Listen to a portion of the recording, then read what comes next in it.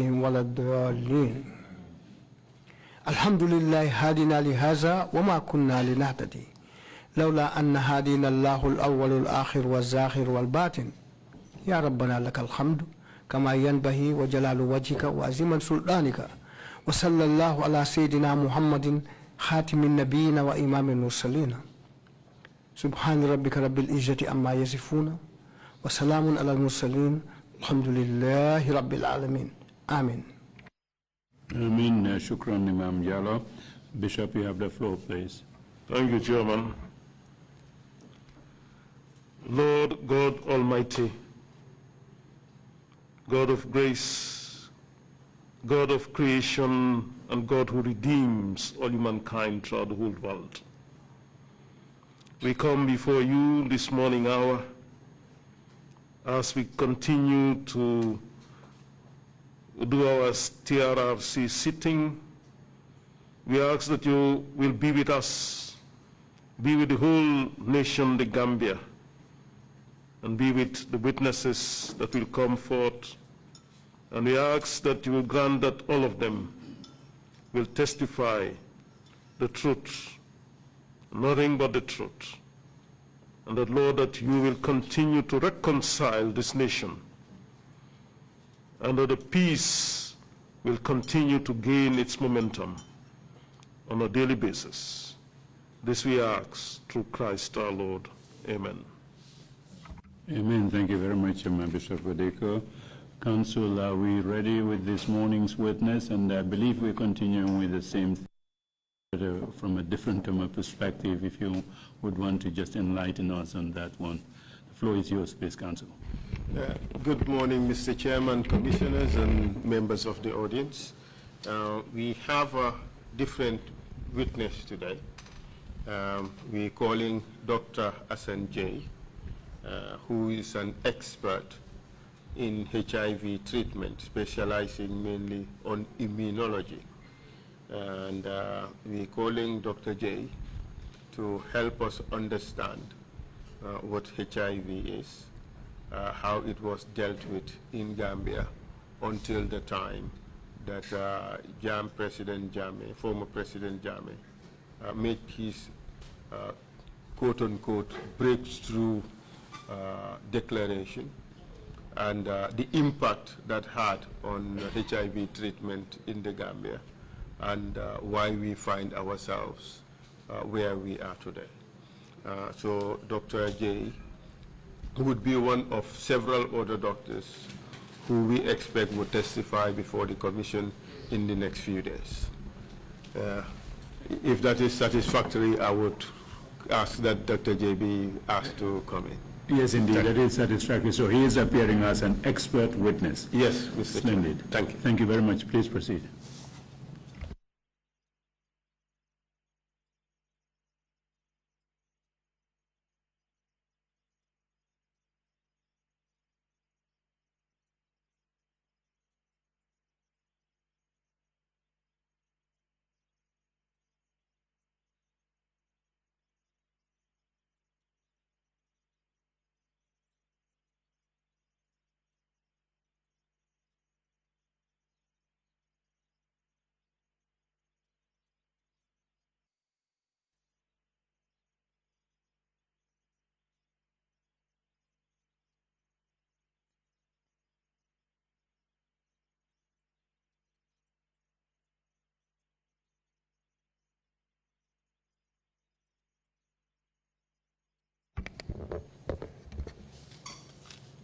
I, Dr. Assan Jaye, I, Dr. Assan Jaye, do swear that I'll speak the truth. I'll speak the truth, I'll speak the truth, the whole truth, the whole truth, and nothing but the truth. and nothing but the truth. So help me God. So help me God. Thank you. Dr. Jaye, welcome to the TRRC. To be here. Thank you very much for your willingness to appear and testify before this commission. Dr. Jaye, I just want to give you a brief resume of what I expect our conversation today to entail. First of all, we would like to briefly talk about your biography, your work experience, places you've worked, your academic qualifications, your work on the area of HIV/AIDS and your publications. And then we would talk about your work on HIV and AIDS in the Gambia, how HIV/AIDS treatment was approached and dealt with by the MRC in collaboration with the Gambia government.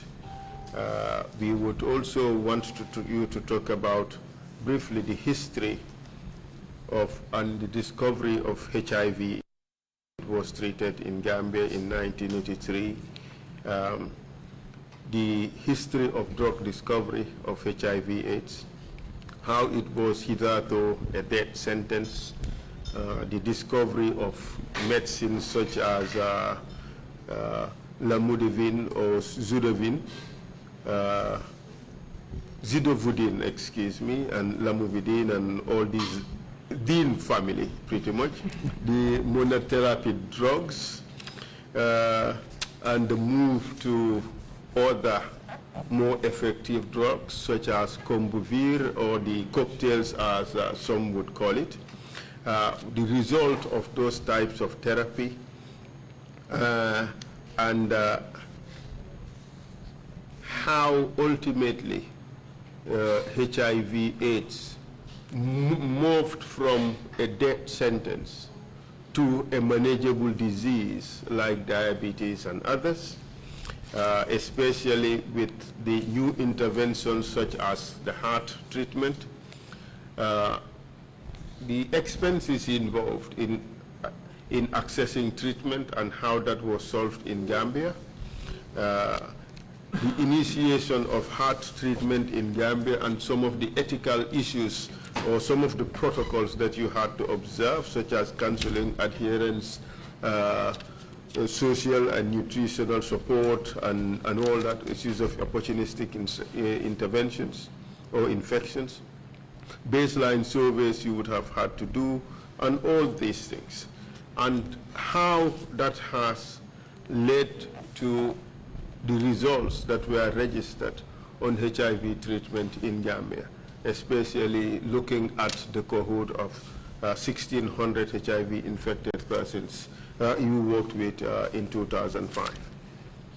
And what happened when President Jaye suddenly appeared with a bag of herbs and made his breakthrough pronouncement, how that has affected HIV treatment in the Gambia.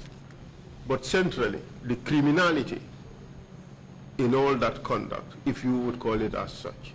You are the expert. We would want to hear from you on that. The impact of Jame's claim on the Global Fund and its use in Gambia. We would also want to understand a few things about HIV treatment. The differences between HIV-1 and HIV-2, and how, which one was prevalent in the Gambia and how these things were being dealt with. Basically, these are the things we would want to discuss. How Jame's claim has affected the cohort you had at the MRC, the HIV clinic that you had, and how your activities had to move to Senegal, and your own assessment of the PATP. These are the issues I'd like to discuss with you. Quite a lot, huh? Yes, that's fine. I'm happy to go through all these aspects. Thank you very much, Dr. Jaye. So, what are your full names? My name is Assan, A-S-S-A-N. Jaye is the surname. Most people confuse it to Gay, but Jaye is nicer than Gay. So it's Jaye, Jaye. I would endorse that, but Dr. Jaye, sit comfortably. Okay. This may be a marathon session. All right, that's so fine. relax and. I think I have the endurance. Thank you very much. Yes. Thank you very much. Good. So, Dr. Assan Jaye, can you briefly tell us about your educational background? Okay. Initially, I studied as a veterinarian. I did my veterinary education in Nigeria, where I got my Doctor of Veterinary Medicine degree in 1988. And then at that time, I wondered whether I should actually practice, which was my major ambition, to practice veterinary medicine and become a major farmer, or to be a researcher. But I was convinced by my external examiner to be a researcher. So I luckily got a scholarship immediately to go and do a PhD to specialize in immunology and molecular biology. At that time, it was genetics. And I did my PhD, registered at Brunel University, but I did much of my research work in Kenya, so commuting between Kenya and Kenya and UK. There was an international research center there. So I worked on immunology of trypanosomes, which is a major infection in cattle, and molecular biology genetics, and made some discovery there for the PhD anyway.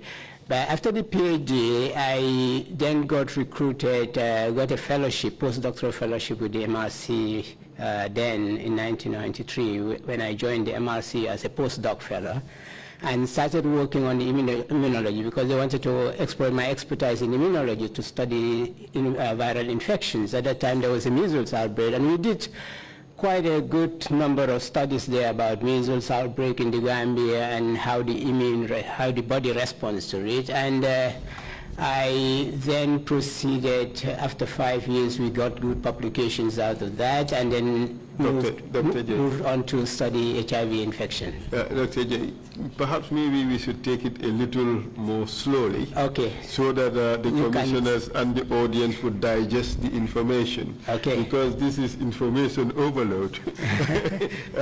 and may I also apologize, Mr. Chair, for the lack of interpretation at this stage, because it would be mighty difficult to interpret this in any of the local languages. So perhaps maybe when we go to the gist of the issues, we would have an interpretation in Wolof. Not, of course, for Dr. Jaye, but for the audience that is listening at home. Okay. Proceed, please. Yeah, so I then did a lot of work. I mean, I moved from my research from measles to HIV infection, and then set up the measles immunology group, and we became eventually one of the strongest HIV immunology group in the whole world. The reason was because in the Gambia, we had the opportunity to have two kinds of infection, both HIV-1 and HIV-2 infection. And the HIV-2 infection was a bit rare in other countries, except in the Portuguese colonies, such as Guinea-Bissau and others. And so we developed a cohort, a very sizable good cohort of HIV-2 and HIV-1 infection in the Gambia and in Guinea-Bissau. The reason was that the HIV-2 infected individuals are long-term non-progressors, and we wanted to understand why these people are not as affected as HIV-1. Okay. But this major breakthrough discovery was done in Gambia. These studies were done in the Gambia, and the discoveries where we had actually identified that there were certain components of the immune system that are responsible to fight initially against HIV were discovered in the Gambia. And our group, because we had that that advantage to compare an infection that do not progress well with an infection that progresses, we had that opportunity. We were able to inform those who work in HIV-1 in other parts of the world about what is really happening in terms of the immune reactions. And by the way, about the qualification, I think one of the reasons why I was elected in fact, as the first Gambian to be elected in the African Academy of Sciences was because of such a work we were doing. So I became a fellow of the African Academy of Sciences. Congratulations, the first Gambian to be elected in that body. It's quite a lofty achievement. But you did not only register that kind of success in research, even your undergraduate studies, you did receive a number of awards, didn't you? Yes, that was the reason why I was immediately offered this prestigious scholarship to do PhD, because my external examiner felt this was exceptional. And yes, during my doctoral veterinary medicine degree, I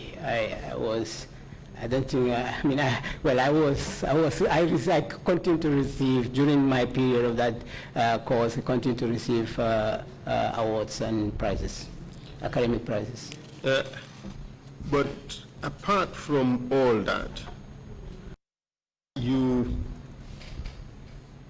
occupied important positions at your place of work at the MRC. Yes, I started as a postdoctoral fellow. Out of the good work that we did in measles, I was promoted to become a senior postdoctoral fellow. And then for another 3 years. And then after that... And that position was funded by? That position was funded by Rockefeller.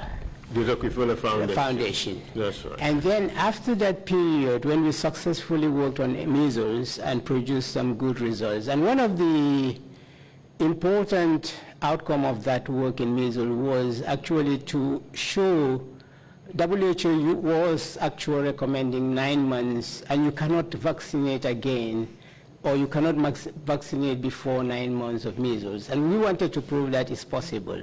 And I had to do some, I don't want to go into the scientific details, but we had to go through certain real rigorous laboratory work to prove that, the passive immunity does not, is important, but does not prevent a revaccination. So we published this, and now that became also an information for the WHO to say, to build herd immunity, you can actually do a 2-dose vaccination in Africa.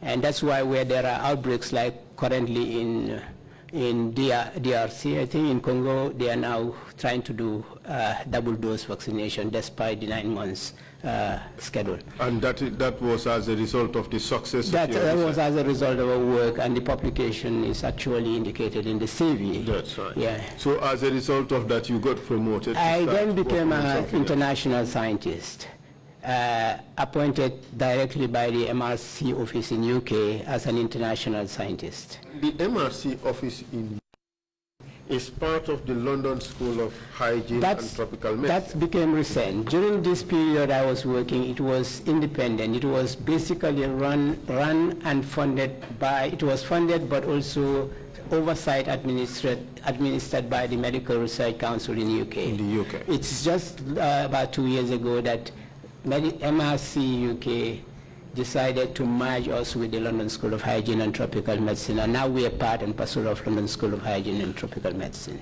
And that is, well, it just speaks volumes about the credibility of MRC. Exactly. Thank you very much. So in 1998, you became a scientist specializing in immunology. Yeah. And you became in charge of HIV and measles immunology. Yes. And after that, what did you do? Let's talk about your career progressions, and then we would come to other aspects of your work. During that period, actually, my major interest was really to understand why people in HIV those who are infected with HIV2, why they don't progress as fast as HIV1. And I don't know whether you want me to really explain the differences between this infection. We would come to that at a later stage, because we would want to examine how you progressed in HIV treatment in the Gambia and what was the ultimate objective to phase it out completely from this country. To understand the treatment issue, we need to I just need to introduce really some aspects of the HIV Please go itself. ahead. Please go ahead. HIV virus, as you know, as you're asking about my progression there in research, the HIV virus, people have to understand that it was discovered in 1980, around there at that time. And it's a virus that is special. It's in the family of retroviruses, but it's a special retroviruses in the lentiviruses because it has a two positive strand RNA in its genome. And it jumped from chimpanzee, for the HIV one, it jumped from chimpanzee to humans, whereas the HIV2 jumped from Sutimanga-bee monkeys to humans. Now, it was believed that this this chimpanzee one originated from Central Africa, and the Sutimanga-bee SIV, simian immunodeficiency virus, which is its origin, jumped from monkeys to humans in Guinea-Bissau. And that's why when during the Portuguese War and the exchange of soldiers, that's why the HIV-2 became very spread in the Portuguese colonies through that. Now, this work on molecular clock actually confirmed that this jumping started in 1931 for HIV-1, jumping from chimpanzee to humans, whereas HIV-2 was about 1940. But that's the history of it. And the thing about the HIV-2, why it is special, is because the two RNAs have the capacity to integrate itself into the human's DNA itself.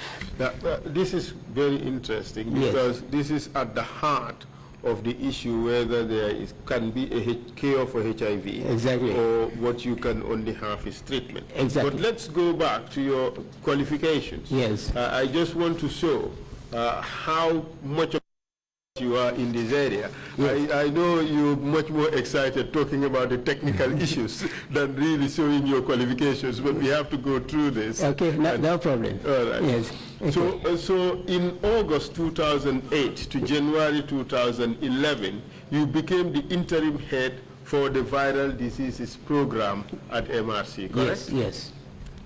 And in January 2011 to March 2016, you became you were senior scientist and head of HIV research, the West Africa collaboration, and you were seconded to Laboratory of Bacteriology and Virology yes, at Cheikh Anta Diop University in Dakar, Senegal. Yes. So pretty much for most of your career, you are a researcher on immunology. That's right. And you've made quite a number of publications in this particular area, haven't you? Yes. You have a copy of your CV, do yes. you? Could you take a look at it and give us a brief rundown of the publications that you have made? I know that looking at the CV, it's by the way, Mr. Chair, it's about a 13-page CV. 12 pages. You've made about 85 publications in international journals. That's right. Could you just run us through just a selection of the publications? We would exhibit your CV. Just give us a brief run through of some of them. Of some of them, okay. Yes. Initially, on the measles vaccine, on the measles work, you could see that publication 5 and publication 6, where I was the first author, they were really showing good work on how the responses are when you get infected measles. But publication 6 for that was a very difficult journal to get published in. Only very, very high quality science goes into this journal.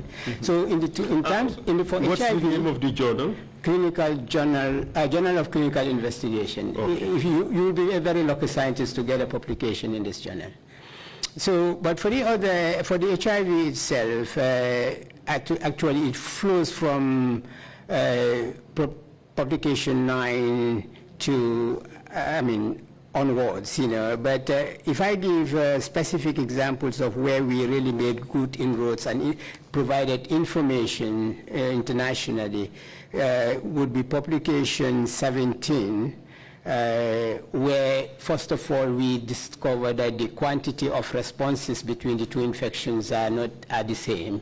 But the ones that later confirmed, that also informed the international community was where we looked at quality of responses, and publication 23, where the first author was my PhD student, published another arm of the immune response to HIV-1 that shows a quality of immune response in HIV-2 different from HIV-1.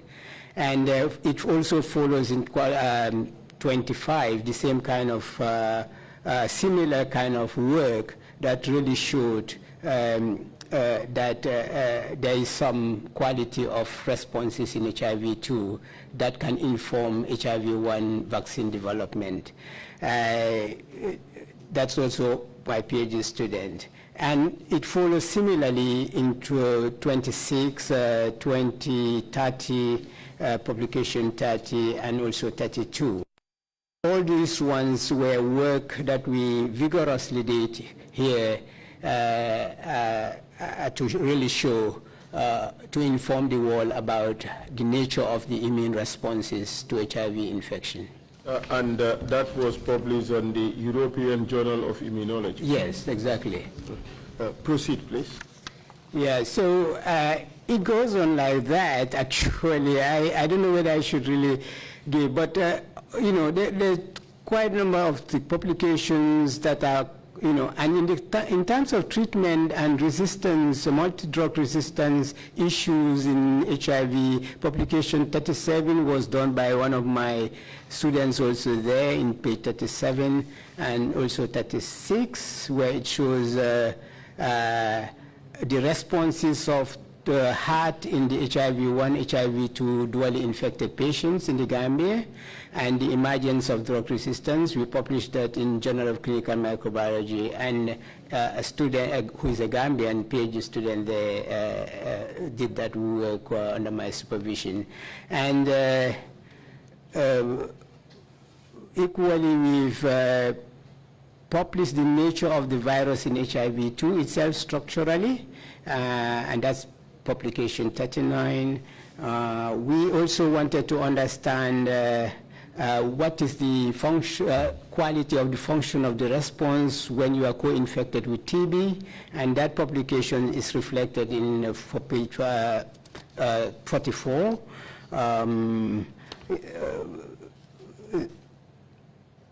Yeah. So there are some epidemiological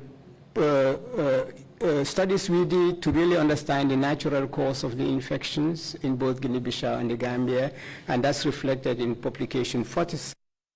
And I was particularly also interested because I set up the genetics lab, called the HLA lab, Human Leukocyte Antigen typing lab. We wanted to understand the influence of the genetics to the response of HIV, and a student of mine did some work there to show the influence of HLA class 1 and genotypes for HIV on HIV-1 2 infections to see whether that influences the progression, and that you could see in publication 48 by the so I don't know whether I should continue because the list is so long, and I thought I wanted some examples. We want to appreciate the extent of your involvement in research in this area. Yeah. We want to know the extent of your expertise in this area. Yes. We want to know, we want to have a good foundation upon which we would evaluate the opinions that you are going to offer to this commission. Yeah. So certainly it's all given by the quality and the variability of the kind of scientific work we've done, including the immunology, including the genetics, including epidemiology, and also including clinical treatment and of both HIV and co-infections. And it's all reflected in the various publications listed here. And Dr. Jaye, these publications are in the most valued medical journals in the world. Yes, these are these are all internationally recognized journals where it's peer reviewed. It's that's one of the difficulties in research career is, you know, getting your work accepted in a publication. It's a challenge. You don't just submit and get it accepted. It's peer reviewed, and the criticisms sometimes you go through lots of problems before these papers are accepted. And the published journals are ranked into qualities, they call them impact factors. And all these journals, most of or three-quarters of these journals are actually at a very high impact factor. And you have published about 85 that. Exactly. But besides, apart from publications, you have supervised researchers at the highest levels. Yes. Could you give us a few examples? The number of students I've supervised? Yes. I think I've listed them in my publications. It is so many. I have supervised a Gambian for master's program at Ulcers called Jibrilba. I've supervised Louis Marie for a master's program. I've supervised Victor Nouveau, a Ghanaian, for PhD. Which he submitted in 2009. I supervised Abdurrahman Haman from Ghana on an MPhil program and worked on mycobacterial antigens, and in 2008 I supervised Irfan Zaidi, who was from Pakistan, and he worked on HIV-2 Treg infections, and he submitted his PhD in 2013. I supervised Alberta Davis, a PhD student who is a Gambian, do a PhD currently actually in CT. I've also mentored and supervised Dr. Sabel Jallo, who is now a postdoc working in South Africa.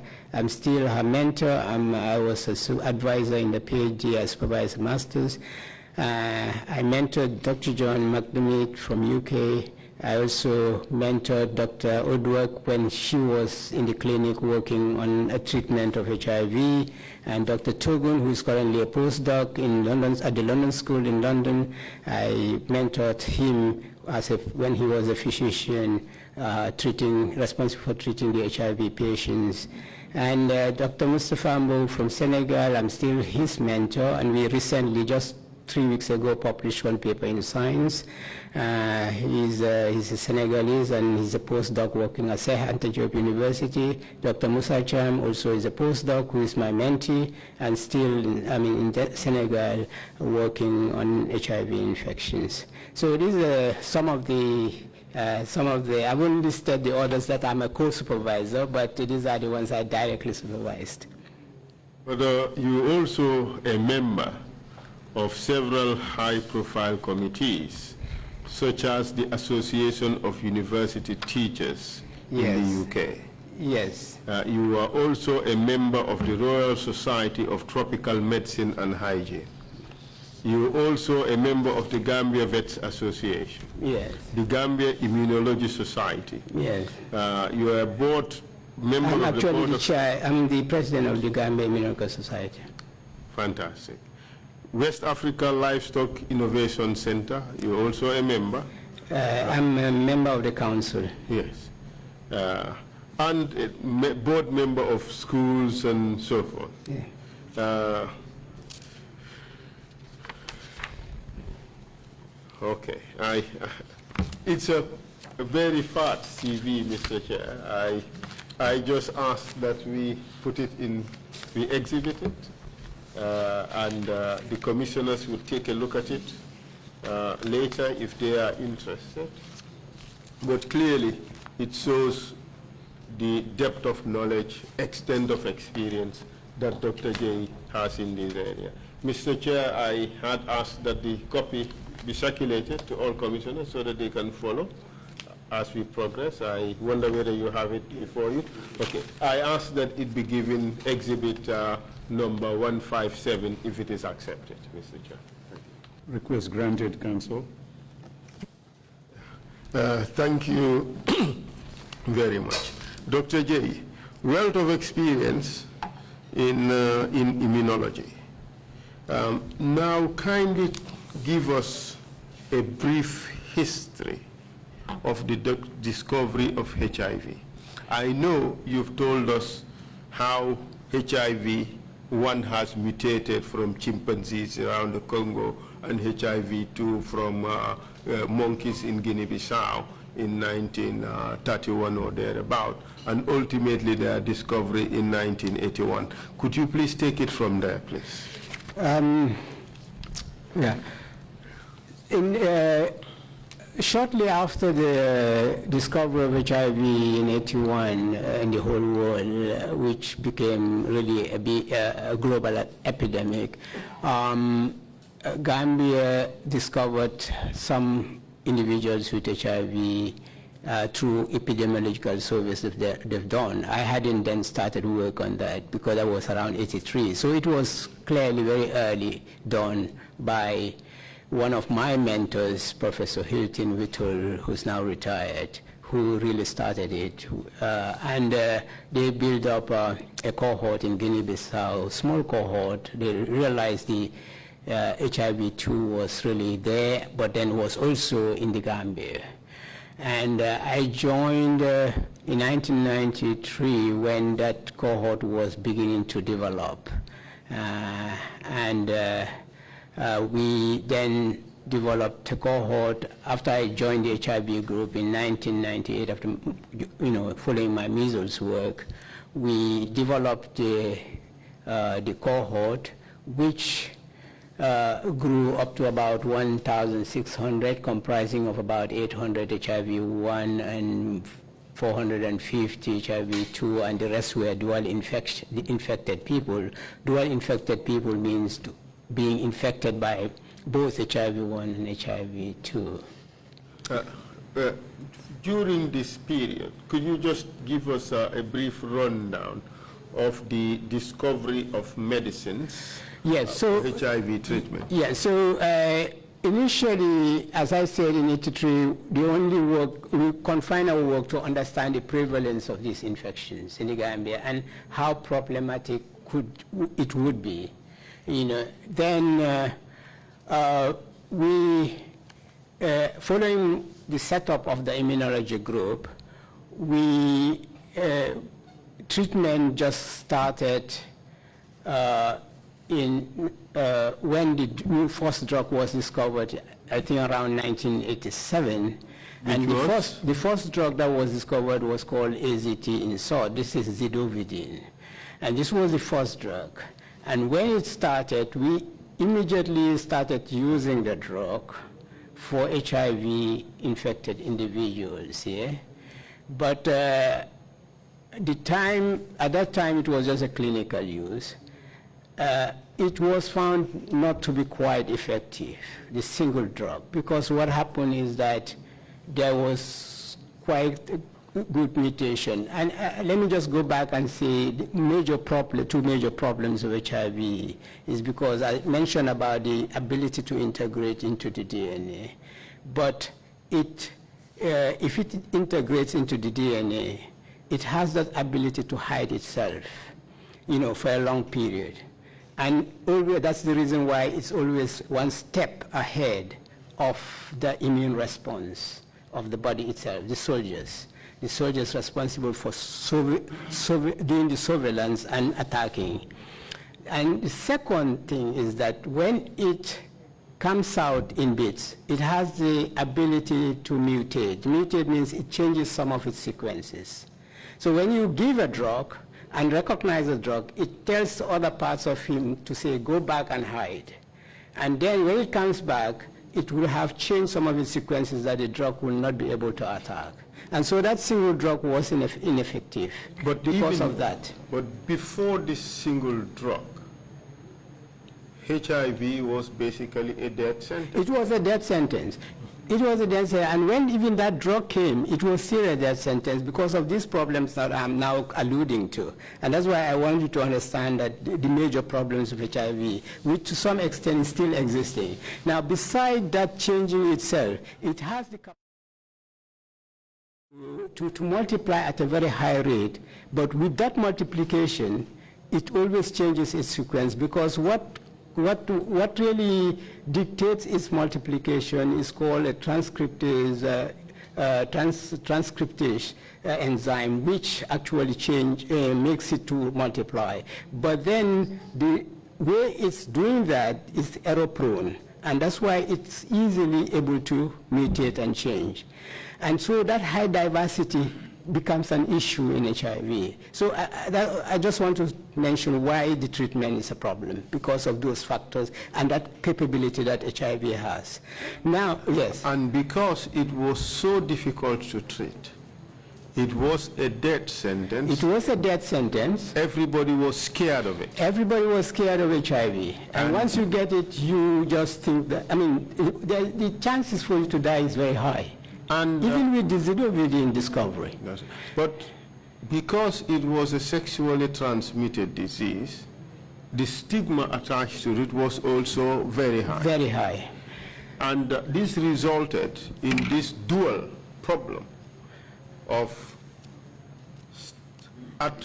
contracting a sexually transmitted disease that was definitely going to kill the person. Yes. Yes. That created a problem. That created a problem. So few years later, and this zidovudine is under the class of what they call nucleoside reverse transcriptase inhibitors, because these drugs, what they do is that the virus depends on some enzymes to integrate and also to multiply. And these enzymes are called reverse transcriptase. Then there is the protease, which enables it to, to also get that machinery of the host cells to multiply. There is the integrase enzyme as well. So these drugs are designed to inhibit these enzymes. Now, zidovudine inhibiting the transcriptase enzyme so that it will multiply was not quite efficient enough, because the virus can have an escape route to multiply. Then all the drugs came later to be discovered in the same class of nucleoside reverse transcriptase. And one of them is called TRRC or lamivudine. Now then and that was where our first trial came, our first treatment trial came, when the second drug was discovered, lamivudine. So we thought, and that was what was recommended then, that if perhaps we combine the two drugs, it will help, it will help the patients to a level that there won't be mutations and, drug resistance. We then did what is known as the viral turnover studies. I think it was around 1998, if I remember, when we started that, to do this two combination of drugs. But they are the same class in the nucleoside reverse transcriptase class, and they call it Combivir. We did a trial that was approved by the Gambia Ethics, Joint Gambia MRC Ethics Committee, because any research you do in this country, including clinical trial, has to be first approved by the ethics committee in this country. Why is that the case? Because there is no research, medical research internationally, that's supposed to be done anywhere in the world without approval from an ethics committee. And the ethics committee's role is to protect the patient, not the researcher. So they have to look at the ethical issues.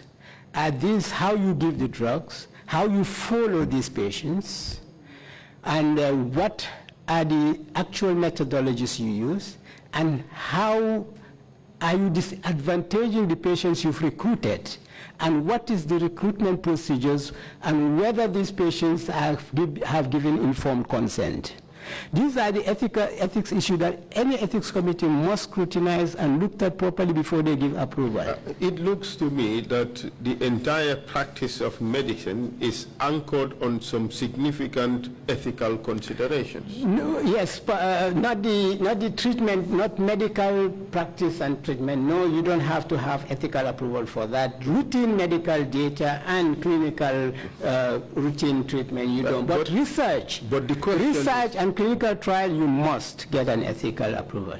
That is understood. But my question is even broader, that my proposition is that the entire practice of medicine is anchored on some strong ethical foundation, which should always be observed by the practitioner, be it research or actual practice. That is true. That is true. At this stage, could we have interpretation in Wolof for what can be interpreted? And or we just proceed in English? Because I'm wondering how much of this could be interpreted in Wolof? That's the problem. So we proceed in English. Mr. Chair, there are some things that may be technically difficult to interpret, but I mean, it's up to you. Mr. Chair, what is your advice? Councillor, I think the point that you raised at the beginning, that at some point a summary or some idea be given as to what Dr. Jaye is indicated would be the best way to go about it. Simultaneous interpretation may be a bit complicated. We have excellent interpreters, and they've been very, very helpful in interpreting some complicated principles, but I think for the moment we should continue the exchange between the two of you in English. Thank you very much, Mr. Chair. I was really flabbergasted when I had Nyankong Korong interpreted. That was my first exposure to that word. So I could imagine interpreting bacteriology and all that in English. It would be crazy. So we proceed in English, yes, Mr. Chair. Thank you very much. So Dr. Jaye. I was at the level of the viral turnover study we did because of the two drugs that finally came. The second drug of the first class that came, and we combined the two. Now, we did that study recruiting about 14 people in our cohort to try and see what we wanted to see is how effective is this, and what are the clinical changes that would happen when you give this, how often would they get this resistance. By and large, it was a good treatment that went in, but it was suboptimal. But luckily... What do you mean by it was suboptimal? It was suboptimal in the sense that eventually some of the patients we recruited, had, drug resistance. They were become resistant to the drug, and there was mutation. So, but luckily following that, and that was the time, I must emphasize that during that time, when there was this only class of drug, there was a time when clinicians had a very difficult moment or difficult moments to really manage HIV, because it has to be accompanied with good counseling, with advice on adherence, and with follow-ups. And what MRC did for its cohorts was to recruit many field workers and train them how to interact with these people and how to do the follow-up for them to give support, both in terms of nutritional support, in terms of counseling, etc. So because it was the most difficult moment, you want to try and help them to combat infection, especially those who were progressing to stage 3 or stage 4. It wasn't a problem for the asymptomatic ones. But for those progressing to stage 3 to stage 4, we needed to really have a good surveillance on them. And we at our own expense, we're following this cohort regularly and doing the monitoring. So every 3 months, we have to collect samples to monitor their CD4 count and also their viral load, which at that time was very expensive to do. But we had to do it because we were obliged to really do, because we've already ethically been approved to work on, to do research on these people. So we are mandated also to take care of them. Did you have the facilities to do those tests on viral loads? We had the facilities, Actually, at that time, the only place in the country that could do the viral load, because we developed our own in-house viral load assessment through RT, what is called reverse transcriptase PCR mechanism based on certain primers that are selected, and we could detect, through this methodology, molecular methodology, the viral load for both HIV plasma viral load for both HIV-1 and HIV-2. And when you treat and you don't get detectable viral loads, like in HIV-2, we did not even need treatment at that time. You could have, you may have low or undetectable viral load, but we have a capacity to also detect what is known as proviral load. And proviral load is the DNA itself in the cells, which if you take out, and you will still see. And this is important. It's important in the sense that I think we'll come to that in the PAP presidential treatment, whether that proviral load was done to ensure that the actual viral was still there or not. I don't think it was. But I'm just mentioning because this is important. They always say viral load, but viral load are two forms. The plasma viral load, which is the particles that are released in the bloodstream, and that you can measure, or any lab can, or some of the labs can measure internationally, and including ours, but there is also the aspect to really know, and this is where we know that it's very difficult to eliminate and treat HIV, cure HIV. When you really do the proviral load DNA test, you will still see positivity there, suggesting the virus is still there. Now we had the capacity to do all those, and then do the CD4 counts as well, and do that monitoring follow-up. So. We continue with that cohort for the monitoring, for that treatment. Now, coming back to the treatment issues, I think it was about 2000 when a second class of drug came, and this is called the non-nucleoside reverse transcriptase class, including nevirapine and Caletra, which is ritonavir and lopinavir. And these were classes that were, and also included the protease inhibitors, that's the ritonavir, and the D40, which is tavudine. And these were drugs that came under two different classes. And then WHO came with a guideline that we should try to prevent these frequent mutations and potential drug resistance that could come. If we combine drugs from these two classes, we will achieve a delayed replication. And once we achieve delayed replication, the mutation would not happen. And then clinicians started trying that, and we tried it too. We started using two classes, two drugs from at least, 2 to 3 drugs from at least 2 classes. And then when we did that combination, that became the game changer, not only for our unit, but for everywhere in the world, actually. And this is what we call HEART. What do you mean by it became a game changer? It became a game changer because the moment these 2 drug combinations were given, these combinations of drugs from 2 classes were given, it was able to quickly suppress the viral replication. But not only that, if you maintain the therapy with good adherence, the virus replication becomes so low that transmission doesn't happen again. There won't be enough in the plasma for the plasma viral load to effect transmission. And this was when now HIV declared that it's a manageable infection. And it then turned out to become a disease that can be managed like any chronic infection.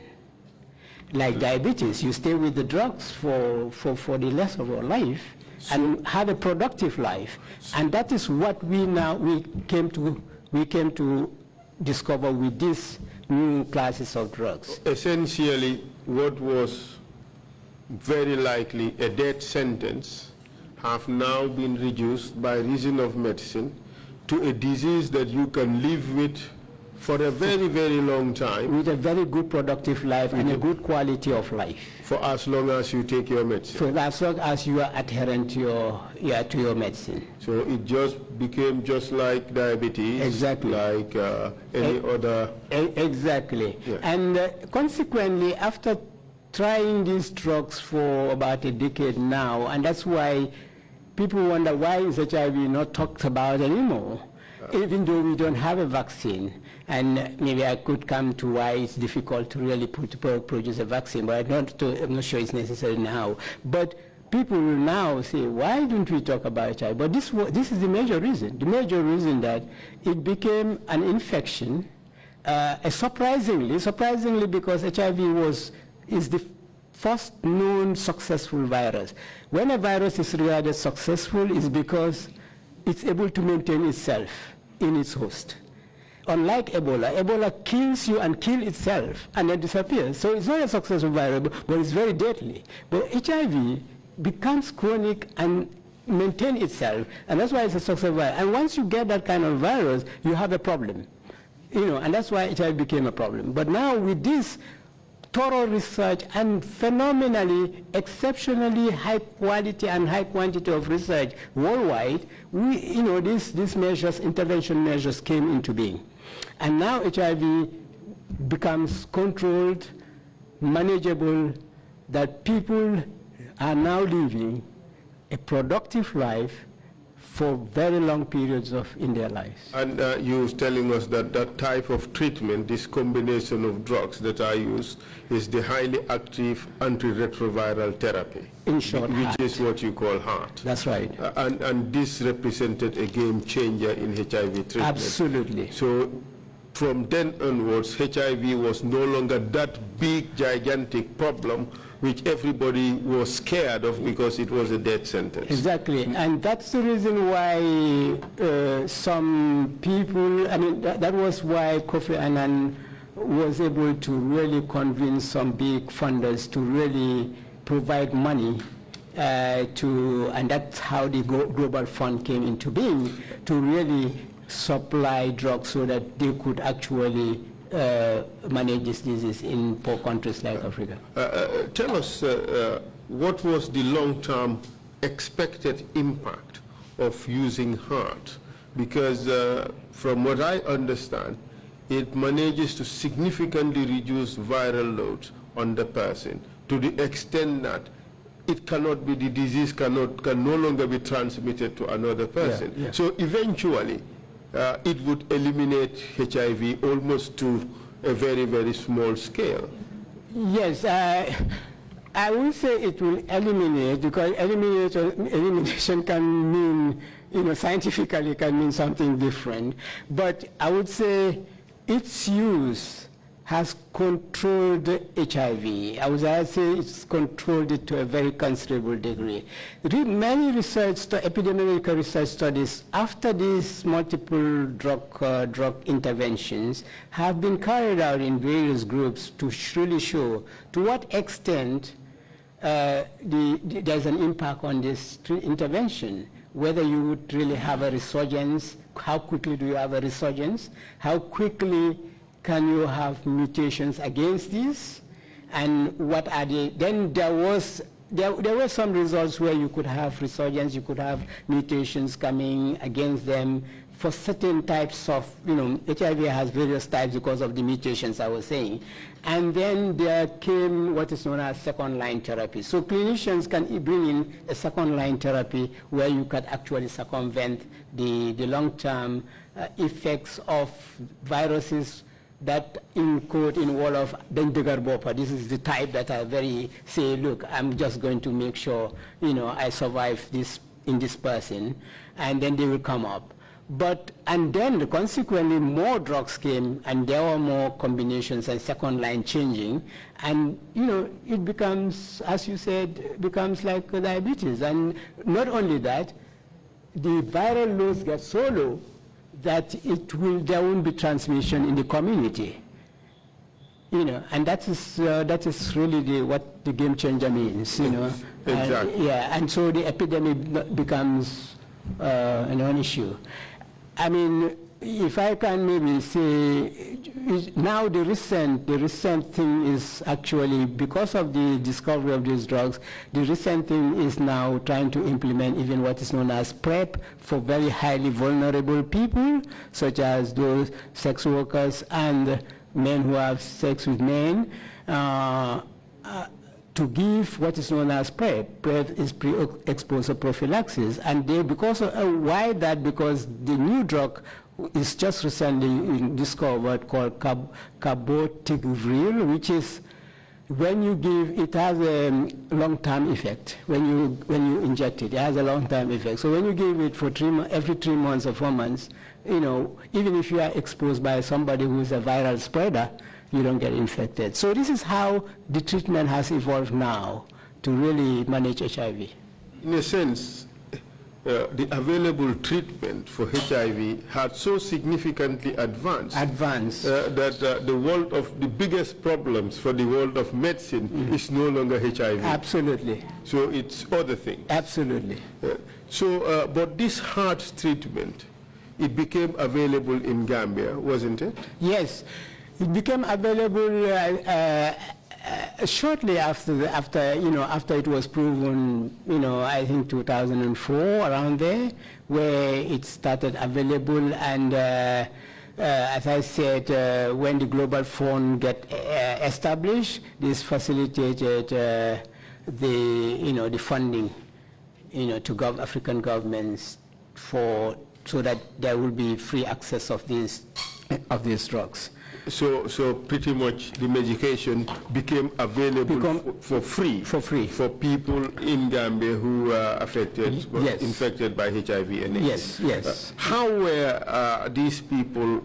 What were the steps taken by MRC to admit these people, to give them access to the heart treatment program? Yes, well, that's an important question, because we had developed the protocol even long before the heart came in. As I said, alluded to when we started the first treatment trial, starting with the initial drugs. Because they are in the cohort, they've consented to be followed up and to be looked after. We will counsel them on the treatment, but basically, one of the most essential part of this procedure is adherence counseling, because the moment you don't adhere to the drug regimens, you're likely to fail. You as a clinician who is managing, but the patient also will be in jeopardy. So the counseling is there, but then we will also make them accept monitoring. Because no matter how we have confidence that these drugs work, we need to monitor them. And so we develop a clinical database where we will monitor each of the patients that will come into drug. But during that time, there was only some special category that will be enrolled for treatment. The asymptomatic in the cohorts, and asymptomatics are the one in stage 1, and asymptomatic is only maybe those who have antibody positive, maybe occasional lymphadenopathy, but are not having good CD4 count, because we monitor all the members of the cohort anyway for CD4 count. If you have high CD4 count, we won't treat you. The reason why you are not treated is because at that time, it was scientifically proven that those who are asymptomatic have still a strong immune response and could inherently be fighting well with the virus. And if the drugs can actually make them a little bit weak, to hamper that ability to fight the drug. So we don't treat them, we continue to monitor them. Whereas those who come into stage 3, where they have an unexplained gain loss, weight loss of more than 10% of your presumed or measured body weight with recurrent viral infections and potential recurrent diarrhea and co-infections. These stage 3, stage 4 most likely will have a CD4 count of at 200 per microliter. And then these people will be starting treatment, but we don't start them immediately. There was a committee that was set up in collaboration with with the Gambia government. I think it was the 8th Secretariat and the CCM, the country coordinating mechanisms through which the Global Fund is administered, I think, at that time. I don't know what is the procedures now, but there was what is known Treatment Eligibility Committee that was created in collaboration with MRC.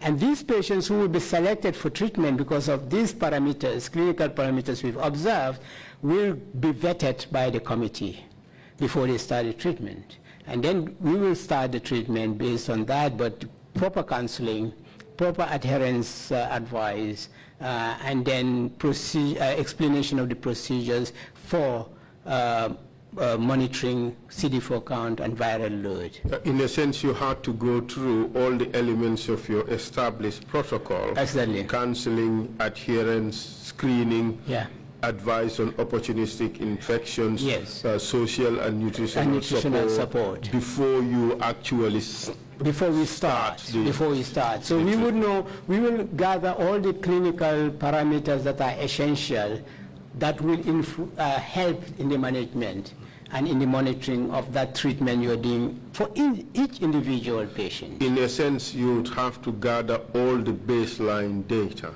that is needed before a person is admitted into the program. Exactly. All right. At this stage, I mean, you've talked about the various stages of HIV. It would be important also for the Commission to have an understanding of the differences between HIV and AIDS. Could you give us that explanation? Oh yeah, that's right. HIV, if you say you are HIV infected, doesn't necessarily mean you are having AIDS. You can be HIV infected and you don't have AIDS. The difference is that HIV infection comes in 4 stages clinically, and this is, you Google WHO clinical guidelines, you will see them. The first stage is called stage 1, where it is where the person is asymptomatic, doesn't have symptoms, but there can be what is known as lymphadenopathy. That's most likely what you would observe. Lymphadenopathy is enlargement of some of the lymph nodes. That's most likely what you may observe. Some you don't even, and they will just be asymptomatic. How do you know they are asymptomatic? They perhaps had an occasional infection here and there, or visit a clinic here and there to complain something, and you happen to test HIV, and then they were positive by antibody. And these people can remain asymptomatic for a period of 3 to 10 years if it is HIV-1, before their CD4 count starts getting affected. In the case of HIV-2, they can remain in that period of asymptomatic for up to 20 years. Is that the reason why it is said that you can see a seemingly healthy person who is HIV positive? Absolutely. Absolutely, that's the reason. Because once you get HIV, then in fact you may not just immediately calm down. The body also is constituted in a way that can really fight infections. Despite that, HIV attacks one of the frontline soldiers. And the way the body fights is because it's exactly, I don't know who designed an army, the way army works, but he may perhaps be an immunologist who did that, but it's exactly that's the way immunology works. You have surveillance system, you have a navy, here you have a, something in the blood that really looks out for something strange, and you have different divisions of different soldiers within the body who have specific roles to play. And this is exactly what the body does when infection comes in. But it's now up to the virus to say how best I'll be tricky enough to overwhelm these people, these different soldiers, or I'll allow them to fight me. So this is how it works. So stage 1 is like that with an asymptomatic period. Then the stage 2 it's where now the infection starts coming in. It's still not AIDS, but you start having more recurrent respiratory infections because the respiration, and perhaps maybe even digestive infections, so that and that will result to diarrhea. The reason is there are lots of microbes in the lung areas and also in the digestive tract. And once immunity starts falling down, this bacteria also turns against you. And that's the reason why you now start getting those kind of infections. But you may not be having AIDS because your CD4 counts are still strong enough. They're still not below 350. It is stage 3 where the CD4 counts have really gone down, and there is an explainable weight loss of more than 10% of your presumed or measured body weight, where you're losing considerable weight and accompanied by severe diarrhea and co-infections happening, etc. And the stage 4 is what is known as HIV wasting. That's when you see a person and know that this person is really, really sick because it's completely emaciated. And potentially, if you do other infections, it may have concurrent TB or hepatitis B or other co-infections. That's the stage 4, and that's AIDS. 3 and 4 are potentially the AIDS defining, clinical stages. So this is the difference. But in Gambia, with the protocol that was established, especially the relationship that existed between the members of the cohort and those who are responsible for treating it, you were able to really deal with the situation successfully. Was that the case? That's the case. Majority of them were treatment success. We had successful treatment. Who you would call treatment success. Treatment failures can happen once in a while in some patients due to one reason or another. Clinically, that can be clinically of a reason. But majority of them were successfully treated and virus suppressed. And those who were towards the stage of 3 and 4 will revert back to behave like stage 1 and 2. And with all this, you help assist to establish support groups amongst members of the community who were infected. Can you tell us about that? Yes, apparently it was important to give confidence and more trust, engender trust between doctors and who are managing these infections and patients, but also to create some kind of a peer-to-peer support. And one of the phenomenal good things that really happened eventually was the creation of the Santa Yala group. That came into being, and one of our doctors was highly engaged in that, or one or two actually of our medical clinical doctors was, as I said, I became just the head of the viral disease program and having an oversight management of it, but the real frontline people working with these guys were the clinicians then under my department, and they used to do phenomenal work to establish that trust and relationship. And the creation of the Santa Yala group, which is the HIV-infected people coming together as a group, I think was fantastic. It really helped the nutritional support, helped the adherence process and everything. In fact, in your statement at paragraph 10, you said as follows, and I quote, MRC Gambia had a HIV cohort of 1,600 HIV-1 infected individuals as up to 2005. These were clinically taken by MRC HIV clinical staff. Clinical visits would entail monitoring CD4 count, plasma viral load testing, counseling, adherence if on therapy, and periodic field worker visits. There was good relationship between field workers and patients to a level where we encourage support groups. The patients created one support group called Santayala, where there are peer support and nutritional support within them. This is the crux of it. Yeah.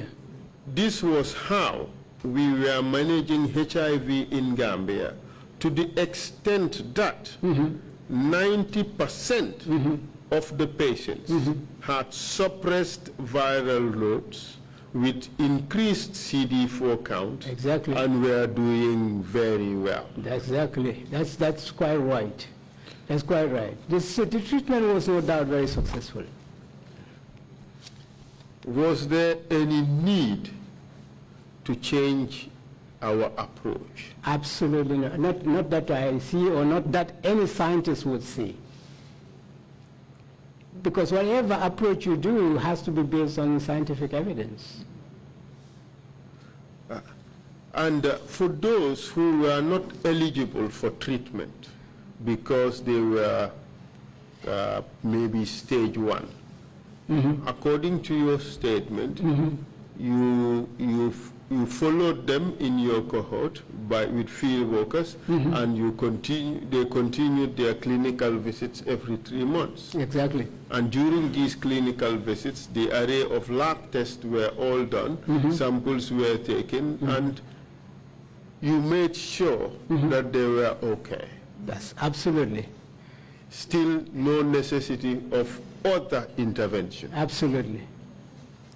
And then, obviously, these drugs that you were using prolonged the lives of those who participated in the program. Absolutely.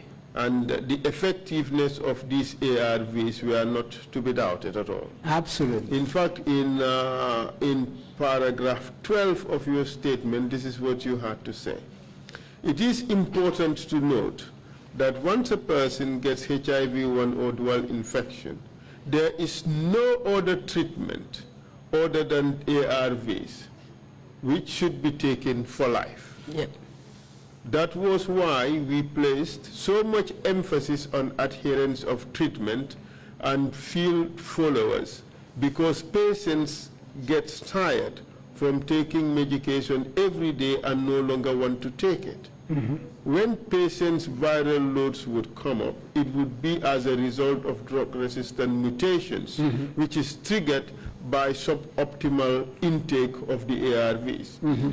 We then would have to implement second-line therapy to save the patient. Exactly. The multitude choice of drug combinations make it possible to manage HIV patients adequately for them to have long quality of life.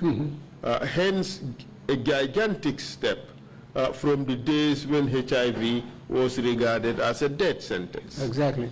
So the infection became rather a manageable chronic disease, which allows the patients to have a productive life. This was the situation in 2005. Very effective. You guys did a phenomenal job. Then come January 2007, when our president came with his bag of herbs and made a diabolical pronouncement. We will come to that after the break. Thank you, Mr. Chair. Thank you. I'd like that point to take the break and then come back to that. But Dr. Jaye, your remark that whatever you do should be based on scientific evidence, and I presume that evidence comes through one door, training and then knowledge, not through intuition. But anyway, we'll get to that when we come back. Are you addressing Donald Trump? See what it is. But thank you again. This is a very good setting for our hearings as we get to the next stage. Thank you very much. We'll take a 30-minute break, come back at 12 noon. Thank you. Meeting's adjourned. Thank you.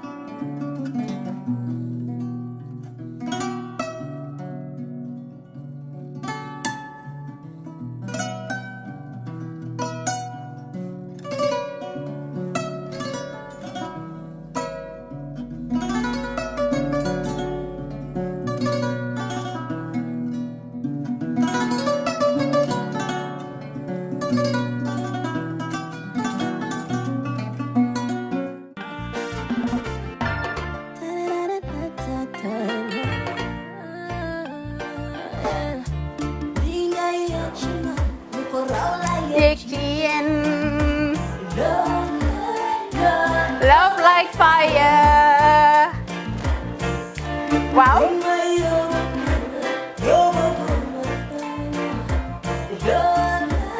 love love like fire xam ngeen rek affaire bi xam ngeen fan la skincare la 2020 lañ wax de waaw fii nag mooy Kerr fan Kerr zero tache perfect skincare saa su ne rek niñ ko dee defee rek loo lañ soxlaati rek maanaam bu ngeen am problème ci seen skin yéen xam ngeen fan la fii ngeen di ñëw suma xarit yeeg am di jàmm yi nga xam ne taas daf lañ sonaloon xam nga doon xeesal ba la ka xum éneew ma lañ ko nag waaye just in case comme ni ko gars yi defee rek en cas just in case loolu xew xam ngeen fi ngeen di ñëw fii ngeen di ñëw skincare plus si yu baax rek la ñoo dox nag ay baax rek fu ne la ñoo dem ci réew mi di lañ indi rek nag products yu baax du Paris du Italie du USA du fi mu nekk nii sax boole nañ ci nag Sweden fu nekk lañ leen a indilee products bu dee tamit nag da nga ñuul rek ñu lay jamaa natural beauty that melanin dripping we do have stuff for you as well emuñ si skincare products rek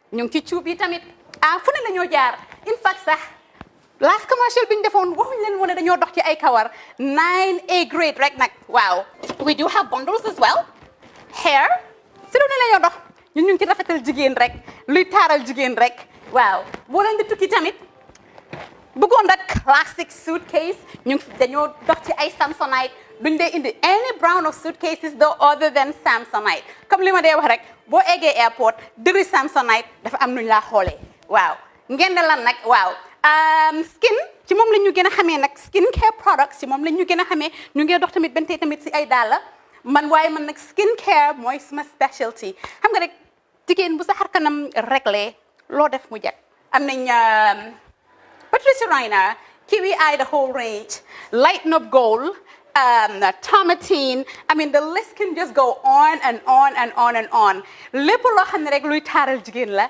ci yooyu rek la ñoo dox skin care plus nag emuñ si Gambia rek ñu ngi United States ñu ngi Gambia fii ba pare bu dee yaa ngi anywhere in Europe mun nañ la ko mail within 3 days rek ñetti fan rek nga jot say diw emuñ si loolu rek dañ laa consult tamit balaa ñu laa jaay diw dinañ def a free consultation pour wax la rek exactly li nga xam ne moo méngoo ak sa kanam dinañ leen wax tamit ne rek am nañ perfumes you know fragrances men's shirts accessories we do dresses as well we do blouses I mean we do shoes name it we do them Skincare Plus 2020 is our year of perfection zero task fi mu nekk nii réew mi fii kenn waratu fi task kenn waratu fi am problème kanam kenn waratu fi am problème yu picca boo ko amee dafa fekk ne rek ñëwuloo ci place bi fii love like fire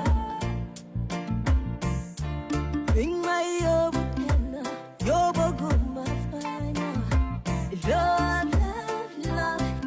like fire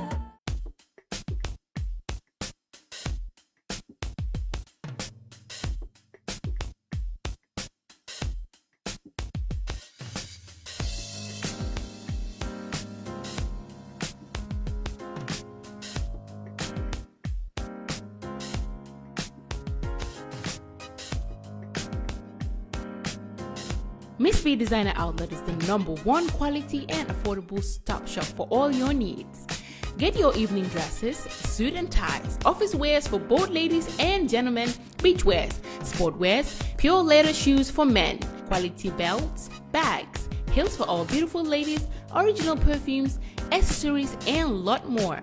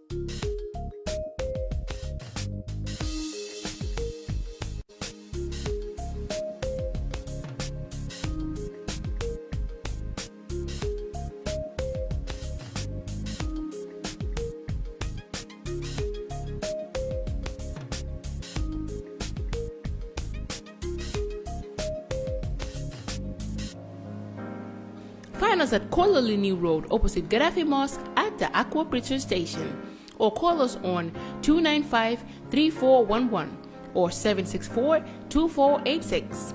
Miss B Designer Outlet. Shop right, look good.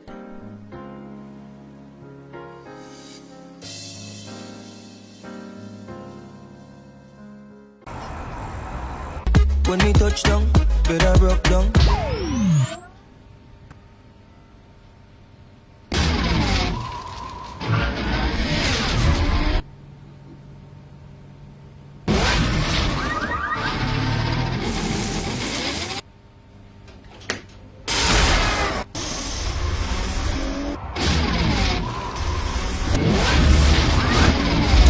With Gamtel G-Fiber, now you can enjoy super fast internet in gigabytes. G-Fiber is affordable, stable, secured, and accessible to homes, businesses, and enterprises. With Gamtel G-Fiber, the future is speed. Gamtel, creating a brighter future in communication. That's how she became mine and see that.